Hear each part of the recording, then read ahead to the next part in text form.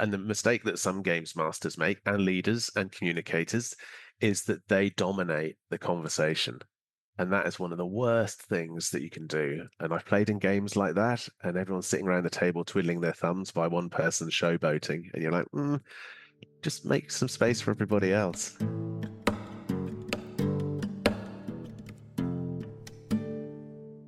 Hello, and welcome to Stories Lived, Stories Told, a dialogue-driven podcast exploring how to create better social worlds through better communication. I'm Abbie, and today I invite you to join me in conversation with Tom Watkin as we take a communication perspective on practicing leadership through playing Dungeons and Dragons. To take a communication perspective is to consider what we're making and how we're making it through our communication practices. This means we look closely at patterns, context, stories, and relationships, and that we embody curiosity, mindfulness, collaboration, and dialogue to create better social worlds. So whether the topic of today's conversation is familiar to you or not, the hope is that using a communication perspective will reveal new ways of seeing and being for all of us. At the top of the episode, you heard our conversation partner today, Tom Watkin. Tom is a passionate business leader and a writer who bridges the imaginative world of Dungeons and Dragons with real-world leadership in his blog, D&D at Work. In addition to that, he's a business leader in the environmental sector with experience across Australia, Europe, New Zealand, and Asia. He's also the author of Business Development Begins Here, a book I realized we didn't even get to touch on in this conversation because I was so enthralled with the conversation we were having about Dungeons and Dragons, but it certainly all ties together, so I'd encourage you to go check that out. This is a conversation that I am so excited about and so grateful for the way it came together. A lot of the conversations I have are in the works for a while, maybe people I've had my eye on, known that I've wanted them to be on my podcast for months or a year, maybe have reached out a couple times, been paying attention to their work. Tom came to this podcast a little differently in that, as you will hear in just a moment, I kind of has started to think about Dungeons and Dragons as a really beautiful metaphor and example of so many CMM-ish ideas. And then I started wondering if anyone else was talking about Dungeons and Dragons as a great learning tool and found Tom. I messaged him, he messaged back, and voila, this conversation happened very recently and in a very, very emergent way. So it's beautiful that the coming together of this podcast itself is a testament to that as well.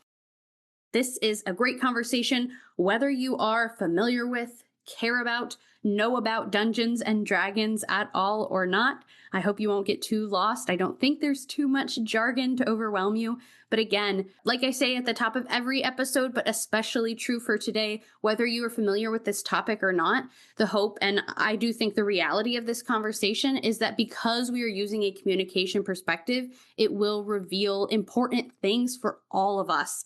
There's something to learn for all of us here. So I invite you to join this conversation with myself and Tom, and let's jump right into it.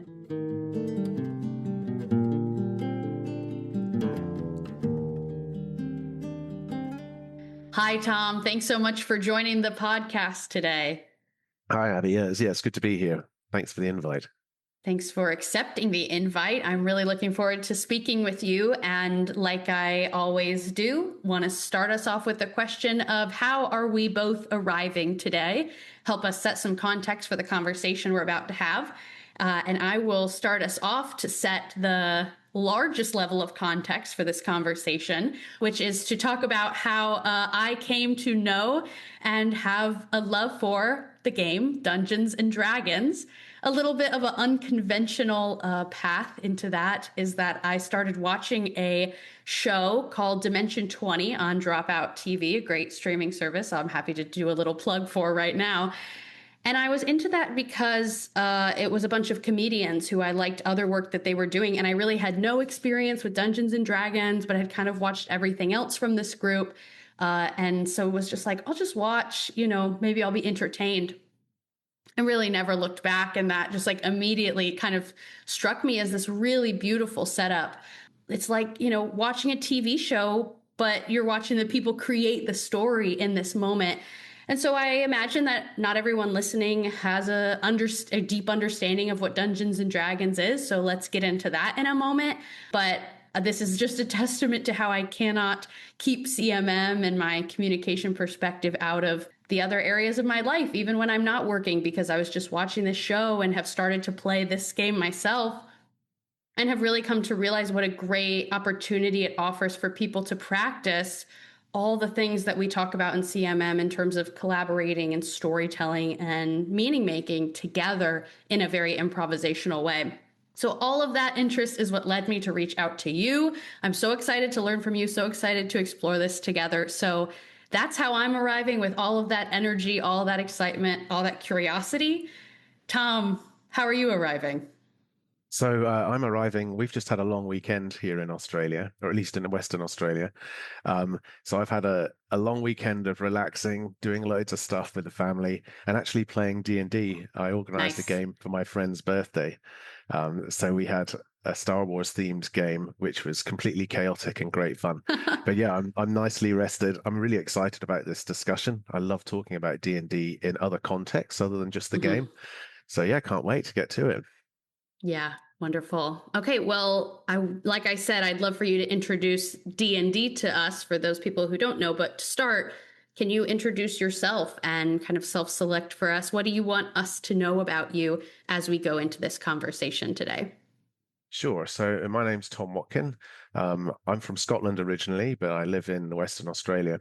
I've been a leader in the environment sector for over 20 years, and I've been playing D&D for a lot longer than that, of course. And a few years ago, I was sitting in a meeting, facilitating a meeting, and it must have been shortly after having played a game of D&D at the previous weekend and going around and facilitating the meeting for people, trying to make sure everyone's getting a chance to talk. It suddenly struck me that there were these great similarities between playing the game of Dungeons and Dragons and facilitating a meeting and Mhm. leading. And I suddenly saw all these parallels and thought, right, I want to explore this a little bit more. So that's when I started my blog, which is Dungeons and Dragons at Work, where I look at those similarities between leadership and the softer skills like communication, things that you aren't really taught when you go through university. Mhm. I was the parallels between that and the game and how the two interrelate, and I've been exploring that ever since. Yeah, yeah. What would you say is a good introduction? How would you describe Dungeons and Dragons for people who aren't familiar with it? Yeah, it's always a tricky one to describe, Mhm. but in a nutshell, it's a game where you're creating a story together. So you sit around a table. It can be played online, but to my mind, actually sitting around a physical table with people is there's something magical about that and something that's we don't do all that much in today's society. So you sit around a table, you have one person, the dungeon master or the games master facilitating the game.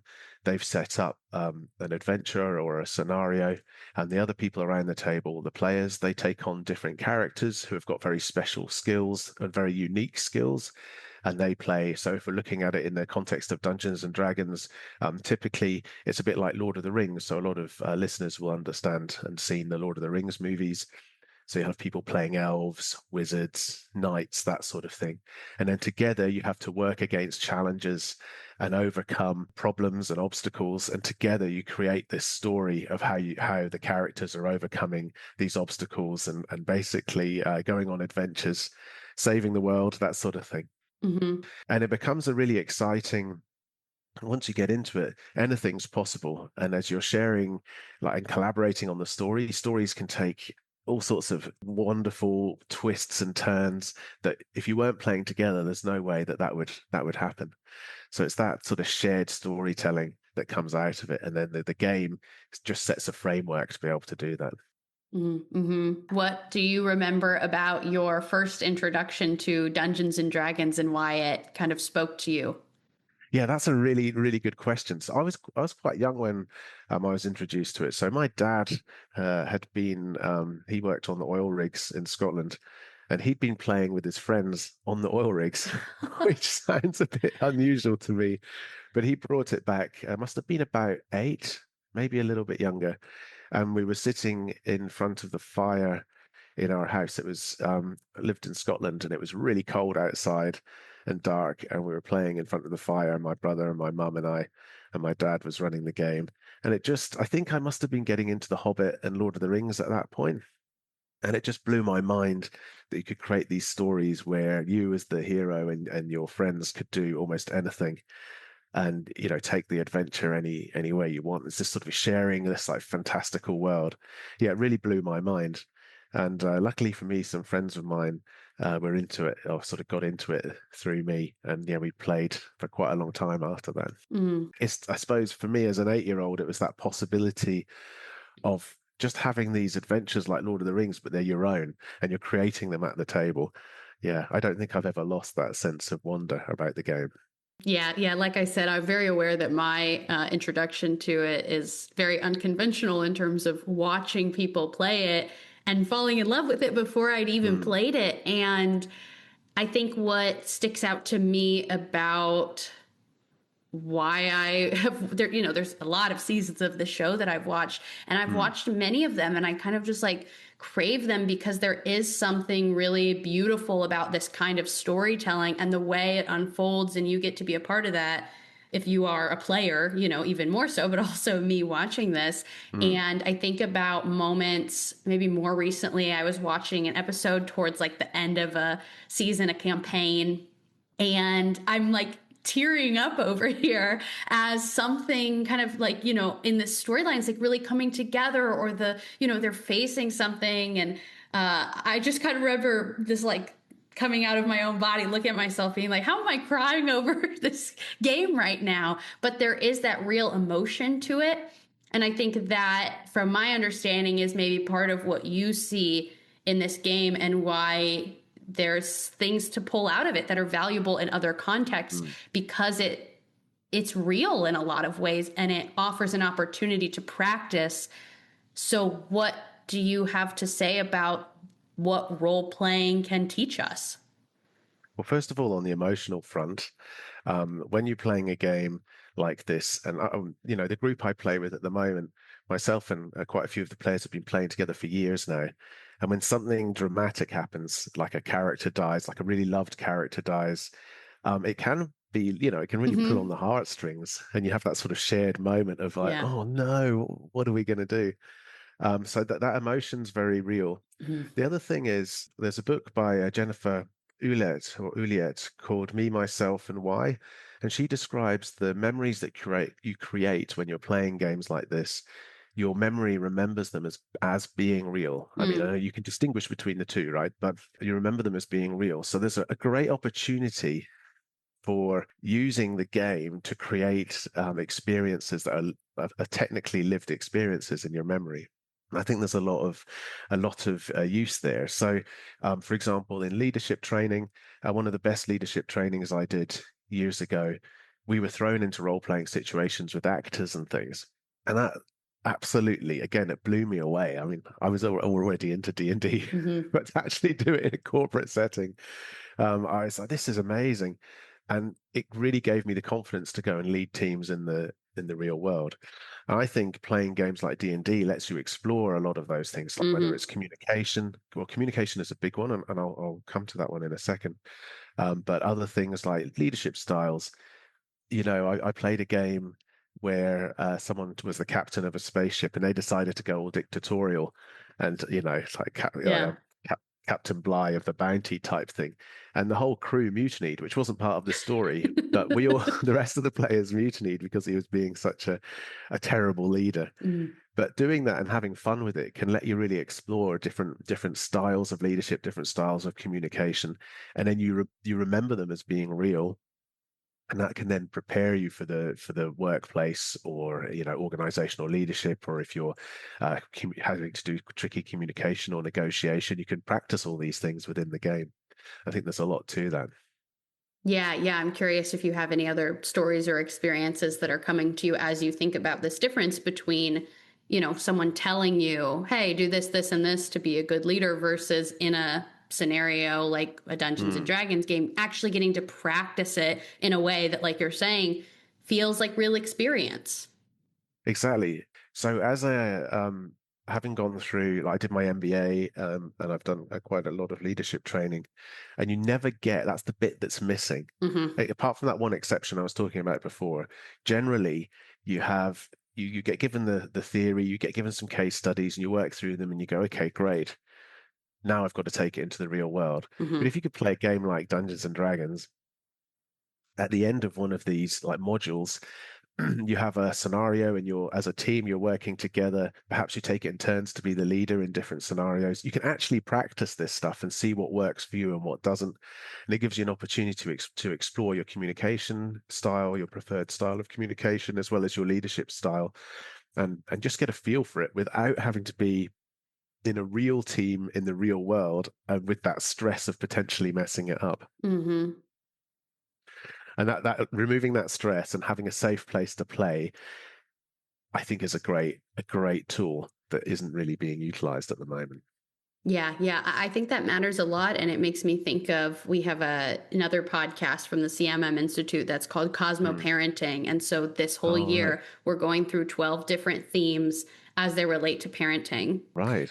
And we'd previously done a theme of relationship, which it's all about relationships, but we kind of Mm. focused 1 month on relationships and what are relationships. Relationships are co-created and everything is related. And so just, getting people to think differently about how they create their relationships, how they contribute along with the other person or the other people. Mm. And the last episode of that month, with a woman named Nana Bonsu, she offered this great language of relationships as rehearsals, especially in like a parent-child relationship we were talking about, that you as a parent can kind of model and offer an opportunity for your child to learn how to relate to people so that when they go out into other relationships in their life, they've, had an opportunity to quote unquote rehearse with you or within the family and begin to understand as a child, which just as many adults are still learning this, but children helping them understand how they co-create the relationships that they're in. And so I think this idea of rehearsals, of practicing, of playing around, trying things out, like getting to be in safe spaces to do that is actually so important for our communication, Mm. because I think it is just experientially that's the best kind of learning we can do, to begin to in the everyday moments of our lives make those connections of, okay, I did this and this person responded this way, or we created this together, and what could we have made differently if we had shown up differently. And then you get to kind of try different things on, and that's going to be, I think, so much more valuable than, someone talking at you and saying try these things, instead you actually getting to do them for yourself. Exactly. Yeah. Yeah. We're in complete agreement there. Yeah, yeah, yeah. What else do you articulate in terms of what are the specific things you feel like we can learn from D&D? Well, there's an interesting concept, or if you think about Dungeons and Dragons, it's in everyone's imagination. So I was thinking about communication.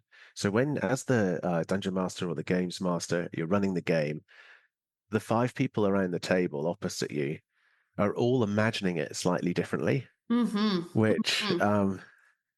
to be honest, when I'm playing, I don't normally think about that and just get on with it.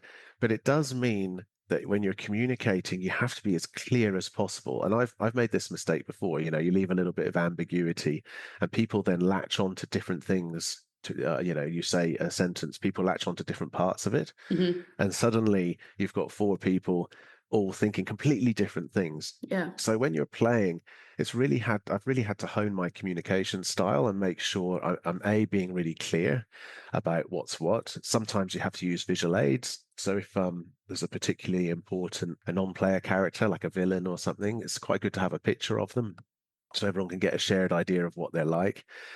I've made a mistake where I've described a character and then 2 sessions later produced a picture. And of course, everyone's imagined them differently, and that went down Yes. really badly. So I never do that again. Mm-hmm. But yeah, there's that whole really honing your communication, I think, is really important with Dungeons and Dragons. The other aspect, which is I think really great, and we've talked about this off air, is the improvisation side. So as a leader, I get ambushed fairly regularly, where you have staff members having issues that you have no idea about, and they're like, "Oh my gosh, this issue's happened. What are we going to do?" Sort of like Yeah. a deer in headlights and Yes. panic. being able to improvise and think on the fly is such a useful skill, not only in leadership, but in life in general, Hmm. so you can, when things sort of blindside you, you can take a step back and deal with them. It's also a lot of fun. So with what I've learned is in D&D is rather than creating adventures that are very set in stone about what's going to happen, we're going to get from point A to B, and then we're going to fight the dragon, and on and on and on. Instead, you create a little bit more like a sandbox where there are a few Hmm. elements, you know what's going on. Maybe there's a village here, there's a few different characters and factions, and then you just give the players free rein. You say, Hmm. right, let's see what happens. And that you have to then respond to what they're doing, they respond to what you're doing. And it actually you can end up creating these beautiful stories that there's no way I would have come up with them on my own. And so being able to practice that improvisation, whether you're running the game or playing the game, is such a useful thing to be able to do. So as a player, I always encourage my players, and when I play as well, is to sort of take people's ideas and you sort of build on them, and you sort of create things idea and you support each other. And Hmm. honestly, so I've had games where I had it planned out. For example, I had it planned out that there was going to be a civil war in this island chain, and the characters were going to get embroiled with it. And instead, we went off on a big piratical adventure that spanned the globe, and they saved the world from a whole load of demons. And there's no way I would have come up with the intricacies or the excitement of that plot on my own, but we Hmm. did it Hmm. like six of us together. We created something really beautiful, and that was all through that in improvisation and allowing people that play to emerge and allowing that story to emerge. And I think that's useful from a communication point of view because Yep. when you're giving a talk or you're facilitating a meeting, particularly when you're facilitating a meeting, you've got someone who just gets up and talks at you and tells you everything. And you're like, oh, right, okay, I don't know why I'm here. Whereas when you're at a meeting and people are like asking you your ideas and you're sort of all collaborating, there's a real energy and you come out with some brilliant outcomes. Hmm. I think there's a real link there to be explored.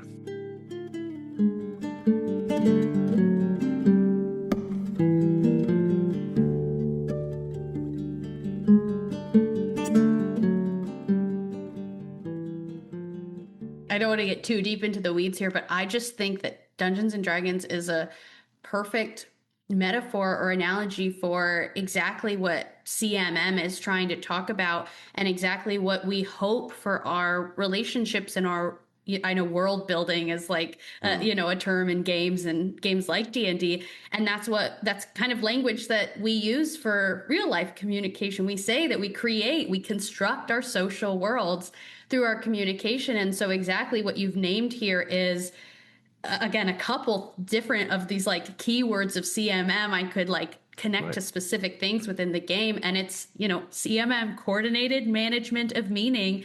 That coordinating is exactly what you're doing when you've said, oh, people have heard me differently, or people are taking different meaning out of what I as the game master have said, and we have to coordinate that together. And that's a collaborative thing to do. And it is often improvisational and emergent, just to throw all of these CMM-ish words at you. But these are the kind of ideas that I, reflect on a lot and am looking out for in the world. And that practice just, yeah, I'm struck by how important that real practice of it is, because I think improv is very scary for people, Mm, and maybe would be less scary if they started to see so much of what we are, what every day every conversation is improvisational to some extent, so if we let ourselves believe we were good at it, I think we would maybe feel a little differently. But I think something like role playing, something like D&D is maybe scary at first to people that haven't had experiences like that, because there is a element of, I think a lot of us carry with us a kind of perfectionism mm, and yeah.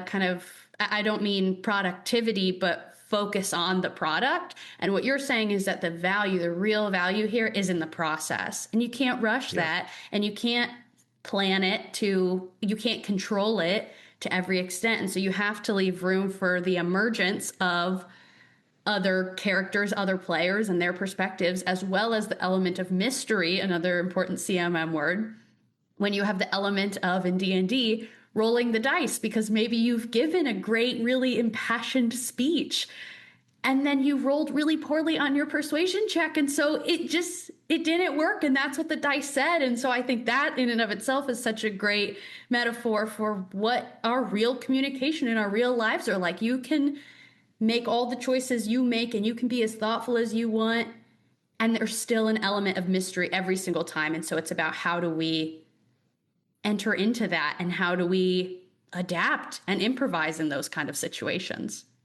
Yeah, I think that you bring a good point there with the dice adding a real element of chaos. Yeah, chaos. And I think you need that. You need that. If you have everything, well, like you said, like in real life, you can't have everything planned out fully because something's going to come and bite you or something's going to change. And so the dice do a really good job of reflecting that.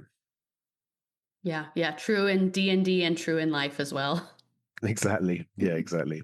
I'm excited to hear more stories about experiences you've had, maybe in a workplace setting of getting to put these ideas to practice, or in your own playing of D&D. What are some moments that you'd want to share that might help people understand, again, like the power of this game for people? So that one I was talking to you about with the captain of the spaceship, that one was an absolute cracker on how not to lead and how not Yes. to communicate. I've found, yeah, when I'm playing, so I played. You mentioned about parents and their children, so I played with a father and his daughter for Mm, a long time.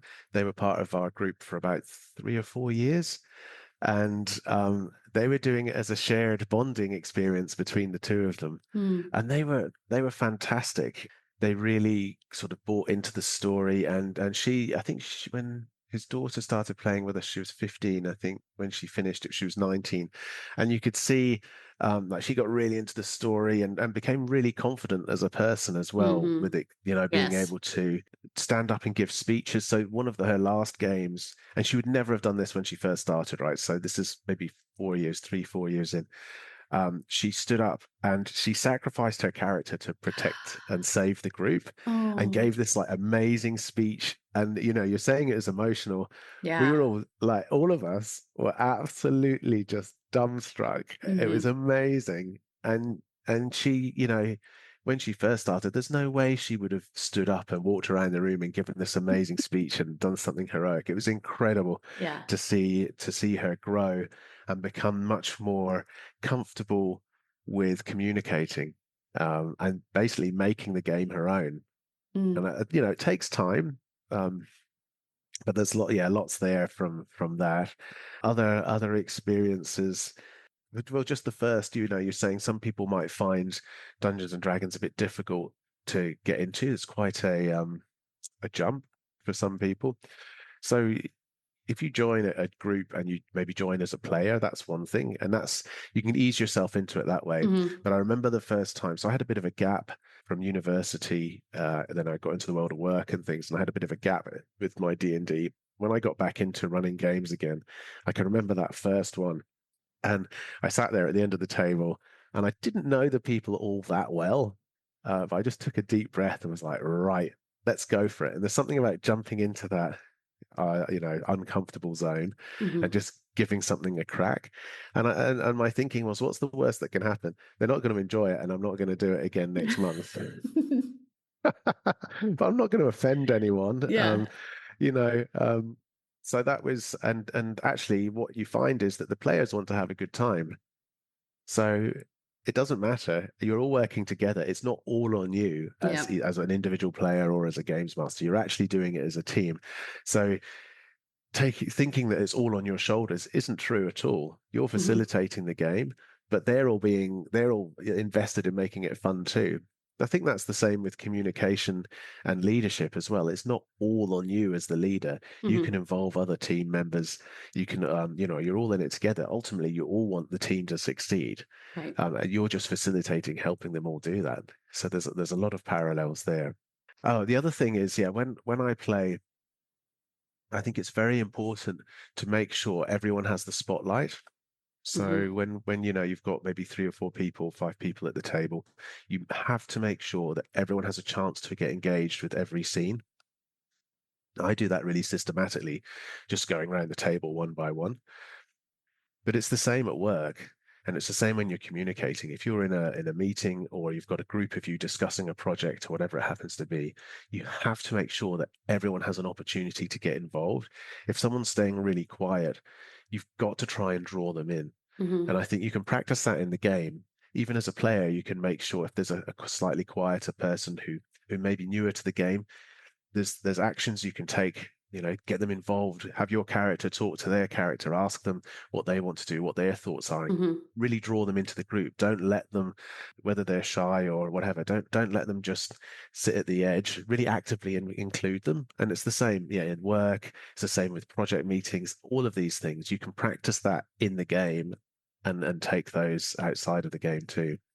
I think a great opportunity to appreciate the different way that people participate too, because even as you Mm, invite people in, that doesn't necessarily mean it'll look the same way. I'm thinking about the game that I'm a part of right now, which again, we've played 2 sessions of, mm, but it is our game master. One person who also leads other campaigns, is so very experienced, keeps pulling things up on their phone because they've got the whole manual, like know all the rules. yeah, When our game master is kind of pausing, this person's jumping in and be like, well, I think it's this. I'm pretty sure it's this. Me, who's very eager but has never played before. And then my partner, who's played a handful of games. And it is really funny to me, the kind of, not disbalance, that's not even a word, but the lack of balance in the way we're all participating, is that this one friend is like asking all the questions before the game master can even get to that, because they know what to be looking for. They're very practiced. I'm trying to be like really true to my character, and I'm pretty yeah, talkative, but also, trying to figure things out. And then my partner is pretty quiet. And so what's kept happening though over the course of this 2 games is that he'll be kind of quiet. He'll be kind of quiet. So the game master or me will kind of like invite him in. And then he just yes. says like the one line that's like the funniest thing, or he like takes the first turn in the battle and just like throws a fire extinguisher at someone and ends the whole combat in one turn. Like these moments where it's like, oh my gosh, there's so many different ways for us to make choices about how we engage. And they're all very valuable. And they Mm, all, again, contribute to this process of collaboration that doesn't just like, you take a turn, you take a turn, you say your thing, you say your thing. That's mm. collaboration, but really finding a way to coordinate between different ways of being together. Definitely, and it's making sure as the players and the person and the games master that you're creating the space for everyone to be able to Yes. engage and however they want to do it. And Hmm. don't and the mistake that some games masters make and leaders and communicators Hmm. is that they dominate the Yes. conversation. And that is one of the worst things that you can do. And Yeah. I've played in games like that, and everyone's sitting around the table twiddling their thumbs by one person showboating, and you're like, Yeah. just make some space for everybody else. Hmm. Um, yeah, so there's some real world applications there. Something you mentioned about the rules resonates with me quite strongly. So for years and years, I've never really had a good handle on the rules of D&D. So I rely on all of us as at the Yeah. table to determine what they are. So I think if people are worried because they see like the rule books and they're like, oh my gosh, there's maths involved with this, don't worry about it. I've run games for years Hmm. and never really known all the rules. I Yep. have to ask my players and say, "Oh, what's the rule for that?" And then they'll tell me, Hmm. and together we work it out. Or even if sometimes we just work it out together. So that's Yep. another thing is you don't have to be, and this is something I think is really cool. You don't have to stick to the rules of the Yeah. game. If you think something should work differently as a group, then you do that, Hmm. which I think is important as teams in general. If you have a certain way of that your team wants to work and every team's unique and you determine that that's good and it works well for you guys, then go and do it. You don't have to necessarily stick to conventions. Hmm. So yeah, you don't have to know all the rules Yes, yeah, yeah, yeah. Hopefully to that have a feels good like time. lower the barrier of entry to people. And that's Yeah. interesting you say that, because it's something I think about with CMM as well. That, I've been in conversation with people who are maybe new to this theory or just trying to Mm, learn it. And maybe in they're talking about their experience of it and their interpretation of it. They're very like apologetic or offering like kind of ways to be like, well, but you know more than me, or but I don't really know it that much. I'm like, no, you do. Like there's no barrier of entry in terms of like you have to read all the books and then you can say CMM. It's Mm, it's in the embodiment, it's in the living of it. And so it's a little messy and it's a little improvisational and learn as you go. But yeah, someone could say, this is my experience of how I'm applying CMM. This is how I embody a communication perspective. And I'd be like, you're absolutely right. So it's just this idea that there's many ways of being, like I said, and like you're saying in this story, you don't have to know everything ahead of time, or have this plan to be able to play a good game, be a good leader, create a good relationship. mm, And something I want to clarify, that language you've used is kind of helping me to articulate, is that when I say co-creating a relationship, I think what I really mean is you're co-creating like the space or the tone of the relationship, like kind of visualizing this like yeah, three-dimensional space between us is like the relationship, and it's what kind of tone have we set together in a one-on-one relationship with a family member, a romantic partner, in a group setting with a team at work or with a group of friends who's playing a game like D&D. What kind of tone have we set so that people can show up in this improvisational, maybe what feels a little vulnerable kind of way, but they feel safe to do that. And it's important for me that people understand, when we talk about communicating, when we talk about co-creating in our communication, it's not just what you say, but it's in part what you say co-creates that space, but also mm, how we behave and what we normalize together. That yeah, is really exactly. what does that work of co-creating, I think. Yeah, definitely, definitely. There's something as well about something I love about playing the game with new players. And I don't know if you find this with people who are new to the CMM sort of style, is that they come to it with fresh eyes and they're not ingrained in the tropes of the longer term player who think that Mm-hmm. they know it all and Mm-hmm. they know what sort of traps to look out for or what the optimal thing to do for their character. Newer people coming in are like, yeah, great, and they're still full of enthusiasm and they do Yes. things that are completely, you're not expecting, and it's wonderful. It's so good. And Mm-hmm. that's also something, you mentioned earlier about playing, about the parent-child relationship. So I've run games for my children and their friends, and that's another level of Oh, creativity. They yes. just come up with all sorts of crazy things because they're not constrained by Yeah. anything. Mm. And it's amazing. Yeah, it's amazing that sort of enthusiasm and imagination that new players Mm-hmm. bring to it. Yes, that imagination piece feels so important. And it's making me think too of language that I've learned from. There's an organization in New York called the East Side Institute, and it's about Fred Newman's social therapeutics. They talk about using this language of kind of performing beyond yourself or performing outside of yourself. And it is all about, it's very much related to improv, and it is very much about performance and kind of how we show up to each other and ways of being better, and performing our activism and performing in all areas of our lives, as like, again, this like not fake performing, but like, who do we want to be and what choices are we making? And I just love that language of like performing outside of yourself, and again, that being a reminder that that's something we're already doing, like improvising. Yeah, It's something we're already doing. They talk about like, that's what babies do when they first start talking, is that they don't know, understand all the meaning of the words and then choose to say them. They've heard words, and so then they're mimicking that, so they're like performing beyond themselves and then eventually kind of like maybe catch up to that. So I just started thinking about that when you told this story about this group with your friend's daughter who had mm, this experience from day one to the end of this time, 4 years later or whatever, that is able to over time perform outside of yourself enough, but then you start to catch up, so you get to perform kind of further and further ahead in this way that does let you use your imagination and be, I think, really playful in a really important way. exactly. Yeah. Yeah, and that playfulness is really important. So you can explore the different avenues of communication or whatever it happens to be. Yeah, Mm-hmm. Yeah, yeah. definitely. Do you have a highlight of the campaign you've been running for your children? Well, something I found really interesting was my son and his friends. So when did I start playing with them? They must have been 10 or 11. Mm-hmm. So when you had the boys together, they were all trying to like mess each other up, push each other in front of the troll. Oh, it was really anarchic. It was unbelievable. And then my daughter and her friends played, and they were much more thoughtful, and they were approaching problems much more.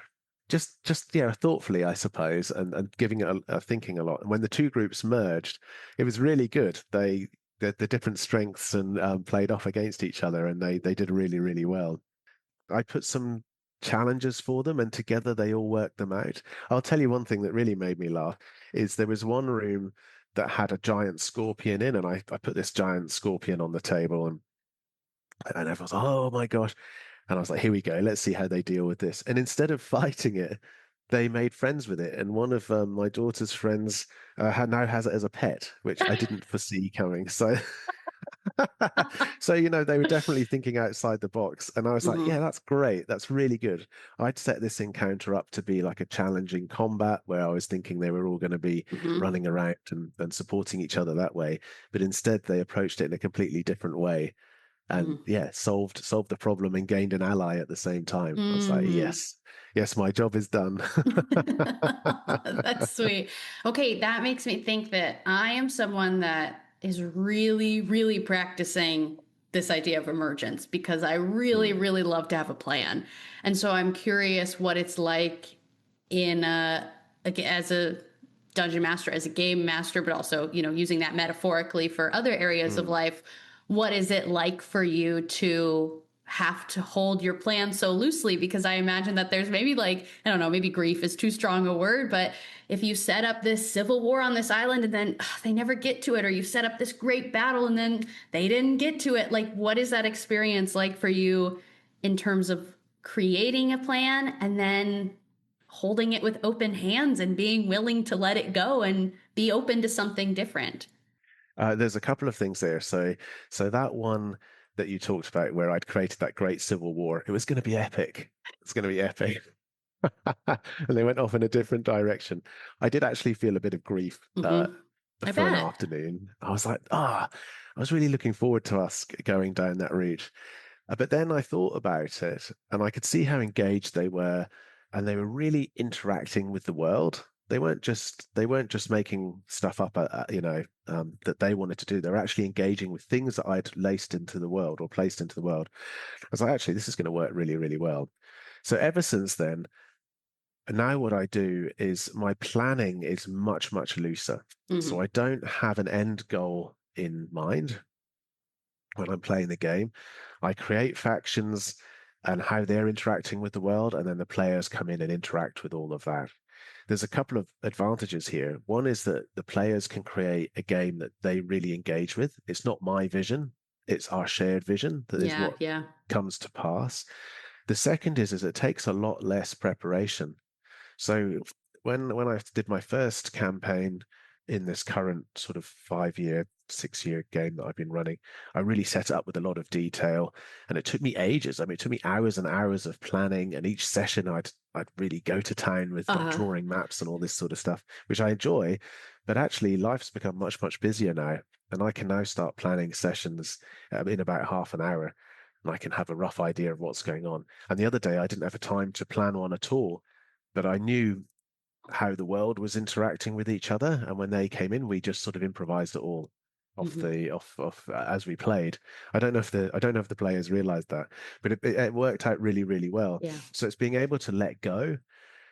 In my role as a leader, we do have plans, and we do have, like I've set, we've set 5 year strategic plans. We've got our annual operational plans, and we know where we're trying to get to. But what I don't do is make it too specific, Yeah. because inevitably things are going to change.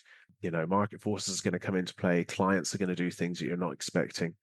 So you have to be able to roll with it. You know where you want to get to. So for me in my D&D games, my objective is we want to have fun. Hmm. So it doesn't matter how we get there, as long as we're having a good time and everyone's enjoying themselves. At work, I know what my objectives are for the year. We want to get there, but how we do it, we've got some themes and how we want to get there, but it's not going to be a prescriptive plan of we're going to do X, Y, and Z. There has to be that opportunity to improvise within it and within those boundaries, I suppose. And I found that really useful, because when things come in from left field, like a client goes bankrupt or something, that's okay. that's, you just have to reform that part of the Hmm. plan, and you sort of roll with it as a team, and work out other ways to make it happen. And it gives you that space to be able to, yeah, improvise and change and react and adapt, which is what you have to Hmm. do. You have to be able to adapt in the real Hmm. world. Hmm. So yeah, Yeah. running emergent games definitely sets you up for that.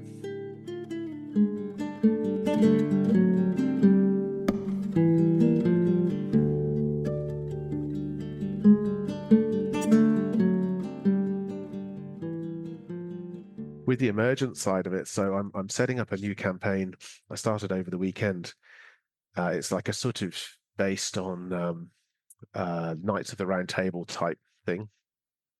But instead of setting a long plot, I'm creating it as a sandbox where you create a map and different kingdoms and people and threats and all sorts of things. And then rather than having a preconceived idea of how it's going to work, I'm just going to let the players loose on it and let's see Hmm. what happens. Hmm. And the cool thing there is, like I said before, they get to create the story that they enjoy. But for me, as running the game, I don't know what's going to happen either. So it's just as exciting for me. Yep.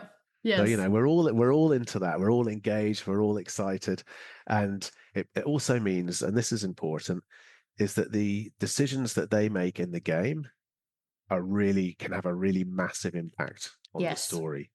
So if this is what happened in one of our games, one character decides to buy a theater and start putting on theater productions, that's going to have an impact on the story. So their plays then start permeating out into Hmm. the rest of the fantasy world.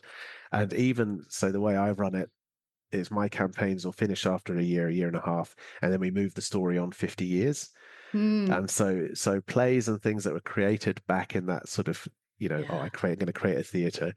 Those plays have permeated throughout the fantasy world, and Hmm. then they get bumped into later on, 50 years down the Hmm. track. So you want people's decisions to have those sorts of impacts, Yes. and then it makes it really engaging because they know they're really influencing the shared world.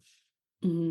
Hmm. I think this idea of a sandbox, again, it's just also applicable. Like, Mm, and that's language that I feel like I could adopt for these podcast conversations. Like, I want it to be a sandbox. And so I've had kind of a parallel in some ways experience to what you've mm, just described of I used to do a ton of planning for these podcast episodes, just like loads of questions that we could never possibly get to. But I was so focused on trying to kind of control it.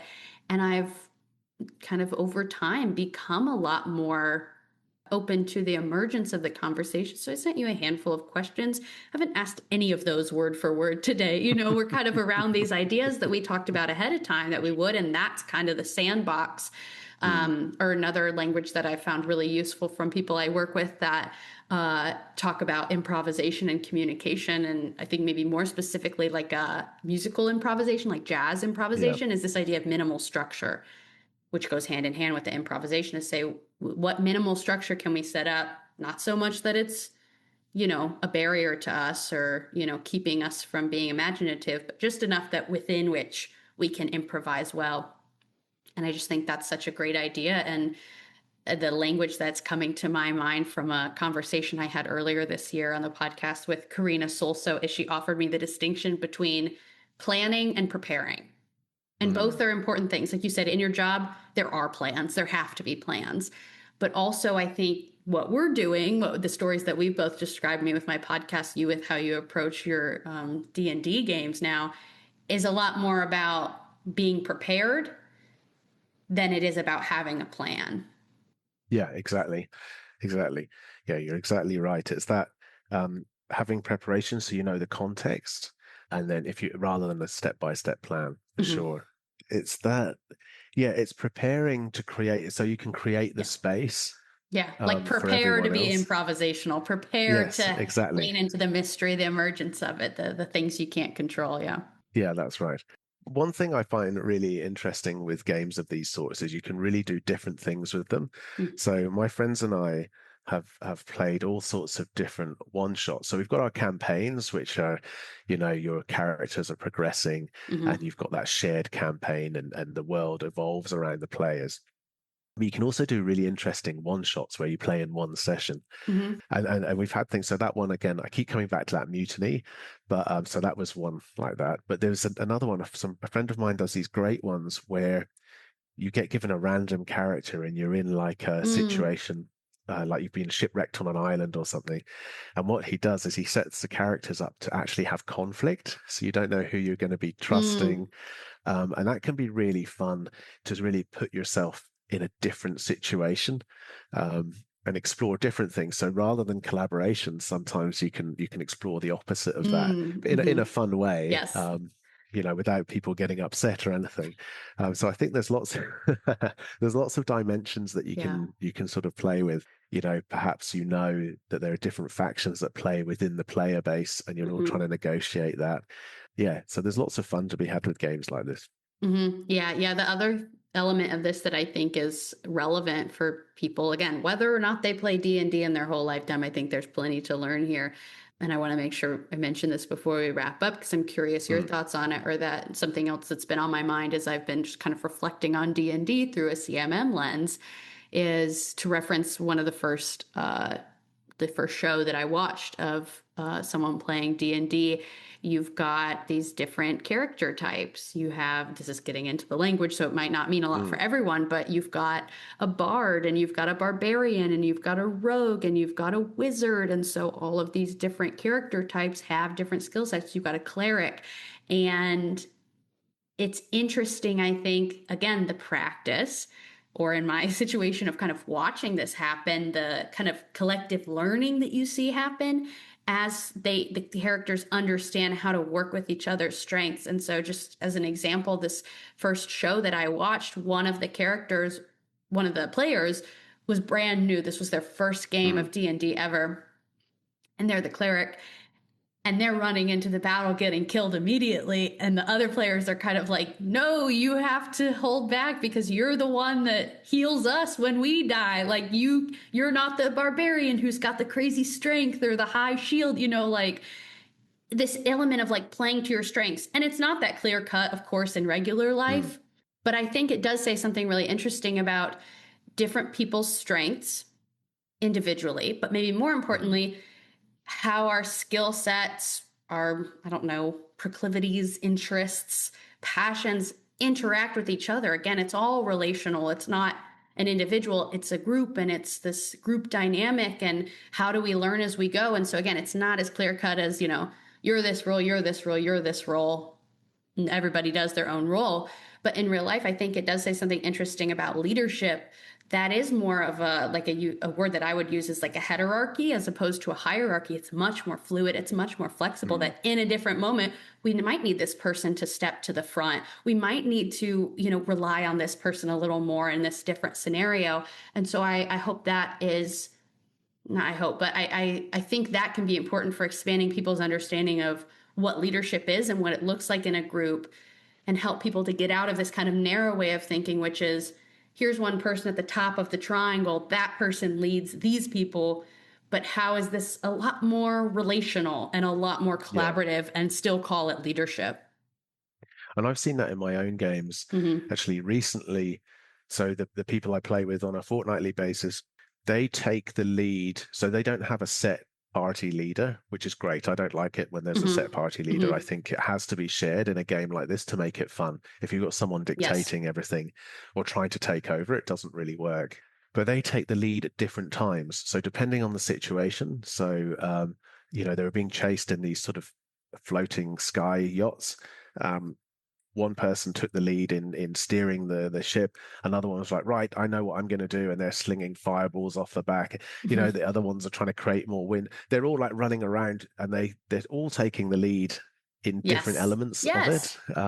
Yes. Or you've got different a particular scene comes up, one will say, I'll take the lead on this and starts, running it. Or they say, actually, maybe you should take the lead on this to one of the, and then they're like, oh no, I don't know if I want to. It's like, well, you've got the right skills for this. Yes. And then they work together as a group. Yeah, which I think is really powerful. You're right. You're right. And that's the way it should work in the real world too. When you've got a team of people who are performing well together, you Mm-hmm. should recognize who's good at what, maybe what someone's better at at communicating with clients so they can take the lead on Mm-hmm. that, whatever it happens to be. And I try and do that in my job because I know in my role, I'm not a technical expert. The people who work for me are technical experts. So I have to then facilitate the work that they do and how they can then, get outcomes for our clients. It's not, I can't, if I try to do everything myself, I would fail. Mm-hmm. I have to lean on the skills of everybody else, and we have to include everyone and play to their strengths. And that is a core part of being a leader. But some people forget that and they try and do it all Yes. themselves. If you Yes. do that in the game, you're going to fail. If you do that in real life, it's not going to go well for you. So yeah, the parallels are great. Mm-hmm. Mm-hmm. Yeah. Yeah. Tom, I think there's so much here. We could probably keep talking forever, but as we Mm, wrap up, I want to kind of throw it back to you to say, what else? What have we mm, not talked about yet that you want to share, or what do you want to leave us with? What story? Maybe I love a story. That's where I like to end. What would you yeah. like to leave us with today? I think Dungeons and Dragons there's such a resurgence. I think it's a Mm-hmm. really powerful tool, like we're talking about for leadership and everything, but it's also just so much fun. Yes. Some of my best friends now are people I met maybe 10 years ago because I decided to take the plunge and join a group. Mm-hmm. And two people in particular joined at the same time as me, doing exactly the same thing. And Mm-hmm. now they're two of my closest friends, and they're really good fun, and they're so creative. And I don't know if I would have met them Mm-hmm. if it hadn't been for the game. So I think there's a huge social impact there by playing a game with people around the table. It's like a physical thing. You're actually interacting with real people in a real space. I think there's a lot to be said for that. So the work stuff aside, I think the social side of it, making friends and doing something that's not on a screen Mm-hmm. is, I think the valuable is so valuable that you just can't. Yeah, I don't think you can even put a number to it. Mm-hmm. Tom, I'm so glad that you just said that, because I'm kind of zooming out on myself and being like, wow, Mm, this has been a great conversation, but I think I've been approaching it a little narrowly, which it still is important. But think about your whole thing is D&D at work. And that is so mm, important. But also I think everything we've said is not exclusive to work. And it's just mm, as important to practice these kind of things like collaboration, like coordination and storytelling and shared meaning making. That happens just as much and is just important in our outside of work relationships and worlds. And, it's still worth being thoughtful in those spaces and practicing in those. People don't think about that. Everybody talks about professional development, and that's a big market, but what mm. about this personal development? And so I think this is a great kind of intersection of those two things that, yes, like we've talked about today, there's a lot of great applications for what leadership looks like, what relationships look like at work, but it's also just as applicable to every area outside of that, and has just, yeah, its own intrinsic social value, like you said. So thank you for bringing us back to that. No, that's great. Perfect. Thanks so much, Tom. This has been such a great conversation, and I feel like there's so much more to say, but I'm really appreciative of your time and your perspective today. And like I said, and I think this is true, maybe more so than others for this conversation, but it's true in many of my conversations that, whatever kind of expertise or experience my guest has, it's not, always going to be exactly what everyone listening shares that experience. And I think that's okay. The point is not to just learn from people who have the same experiences as you. And so I feel excited to share this, and hopefully to, ask people with us to kind of perform outside of themselves or use their imagination to think about this thing that maybe they don't have experience with, maybe they want to have experience with, and people, will maybe want to get into that. But yeah, I just really appreciate your perspective, and putting this all in terms of a communication perspective, and where I'd like to end the idea of better social worlds. And I think I hope, made it very clear today, this, practicing and this opportunity that D&D offers us is certainly a part of particularly equipping us to create our better social world. So thanks so much, Tom. No, thank you. That's been fantastic. Thanks.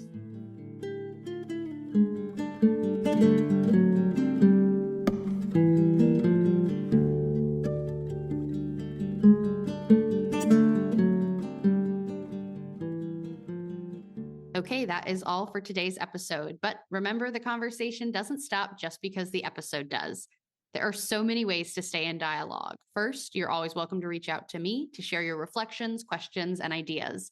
There are also a number of online spaces where you can comment, including the Stories Lived, Stories Told Instagram and the CMM Institute Substack. Links to all these places to connect are in the show notes.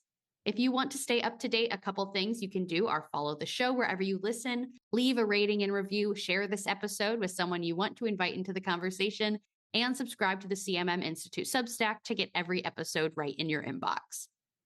Stories Lived, Stories Told is an initiative of the CMM Institute for Personal and Social Evolution. You can learn more about the CMM Institute and our other initiatives, including our other podcast, Cosmo Parenting, and all our free Cosmo activities, as well as Cosmopolis 2045. There's also the CMM Institute Fellowship and the CMM Institute Press. We have so many great resources that we are so excited to share. Again, links to all of that can be found in the show notes. Thank you for showing up. Thank you for being curious, and thank you for being a part of this story. I'm Abbie, and this has been Stories Lived, Stories Told.